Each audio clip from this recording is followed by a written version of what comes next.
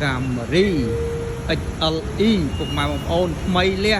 ធានាបែបផែនឡានអត់ច្រេះកាត់តស្ងោបដូរពណ៌ឯកសារគ្រប់គ្រាន់បាទឆ្នាំ09ឡើងមុខបាទ200តេពុកម៉ែបងប្អូនបាទពណ៌ខ្មៅស្អាតមែនតើในក្រុមការងារយើងបើកបាទមកតាំងនៅខាងមុខបាទបងប្អូនមកមើលមកដឹងតែស្រឡាញ់ពេញចិត្តបាទឡើងមុខ200តេពុកម៉ែបងប្អូនណាជាប្រភេទឡាន Camry បាទកង់ថ្មី4គ្រាប់យ៉ាន់ថ្មីស្អាតបាទពុកម៉ែបងប្អូនរុះរាន់ឡើងបាទពុកម៉ែបងប្អូនមកមើលនឹងស្រឡាញ់ហើយពុកម៉ែបងប្អូនតម្លៃទិញលុយសុទ្ធចរចាជជែកបានពុកម៉ែបងប្អូនទម្លាក់លេខសាកសួរព័ត៌មានបន្ថែមជាមួយនឹងក្រុមការងារយើងបានពុកម៉ែបងប្អូនណាបាទអរគុណ